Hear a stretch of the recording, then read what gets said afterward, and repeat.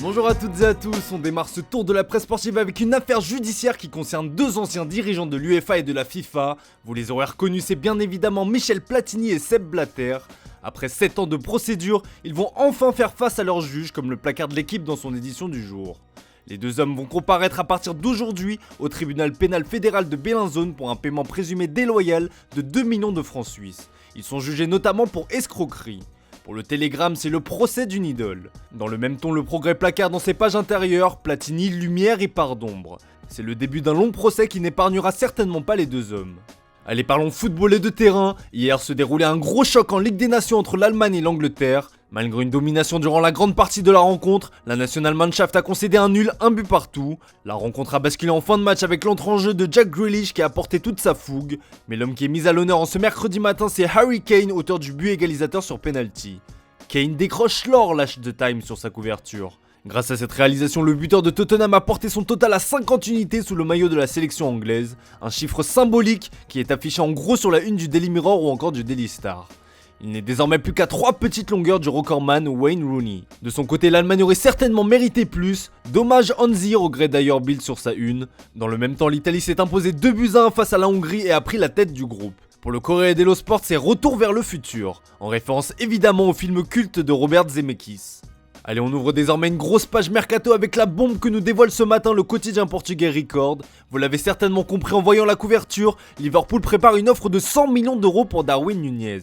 Les Reds sont tombés sous le charme de l'attaquant uruguayen lors de la double confrontation en Ligue des Champions face à Benfica et ont donc décidé de passer à l'attaque. Si transfert il y a, Darwin Nunez deviendrait la recrue la plus chère de l'histoire des Reds. Et c'est bien parti pour, d'après le quotidien portugais, l'intéressé veut rejoindre Liverpool. Il a notamment été impressionné par l'ambiance d'Anfield ainsi que par l'équipe et le jeu proposé par les hommes de Jürgen Klopp. Reste encore à se mettre d'accord avec le club lisboète qui pourrait faire grimper les enchères puisque le PSG et le Real Madrid sont toujours à l'affût. Affaire à suivre. On file en Italie où l'actualité est rythmée par le dossier Romelu Lukaku et le retour de Big Rom à l'Inter se précise puisque Chelsea est prêt à laisser filer son buteur. Et ce sera 25 millions pour Lukaku en prêt comme le placard de Corriere dello Sport. Une information également reprise par la Gazzetta dello Sport qui titre « Lukaku peut ». Les négociations sont donc ouvertes. En revanche, le journal au papier rose précise que les Blues souhaiteraient un joueur dans la balance. Les noms possibles sont Lautaro, Skriniar et Bastoni. A la droite du buteur belge, vous pouvez apercevoir André Di Maria qui est pisté par la Juventus. Et bien ce dernier a fixé un ultimatum à la vieille dame. L'Argentin désire un contrat d'1 an plus 1 année en option.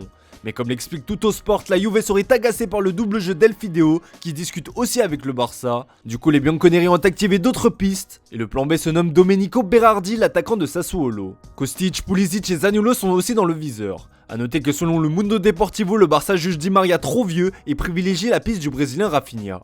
On prend la direction de l'Espagne avec le dossier Robert Lewandowski qui ne finit plus de faire parler. Hier, on vous relayait le coup de gueule du Polonais envers les dirigeants du Bayern Munich. Et bien, un peu plus tard dans la journée, l'intéressé a tenu à calmer le jeu. S'il reste campé sur ses positions et qu'il assure qu'il y aura un accord, comme le reprend le journal Sport sur sa une, Lévy ne veut pas partir en mauvais termes. Je ne veux rien dire à ce sujet parce que trop de choses sont dites et écrites sur l'ensemble. Souvent certaines déclarations sont déformées ou exagérées. Je veux que cela cesse, les esprits doivent se calmer, je veux parler calmement. Je sais qu'un conflit fait beaucoup de clics, mais le FC Bayern et moi ne sommes pas des ennemis, a-t-il tenu à clarifier lors d'un entretien accordé à Bild. Néanmoins, le Polonais est toujours bien décidé à partir, et à en croire le Mundo Deportivo, il serait même prêt à sécher la pré-saison du Bayern Munich. Bon, pas sûr que cette dernière information apaise les tensions.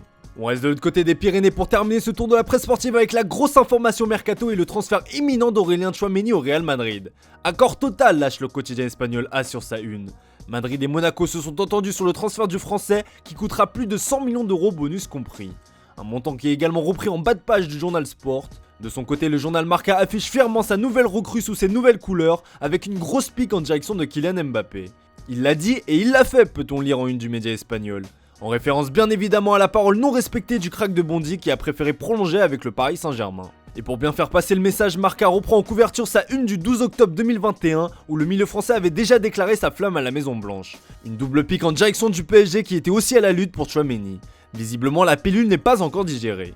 Voilà, c'est tout pour ce matin, merci pour votre fidélité, bonne journée à vous, on se retrouve tout à l'heure pour le traditionnel JT Foot Mercato.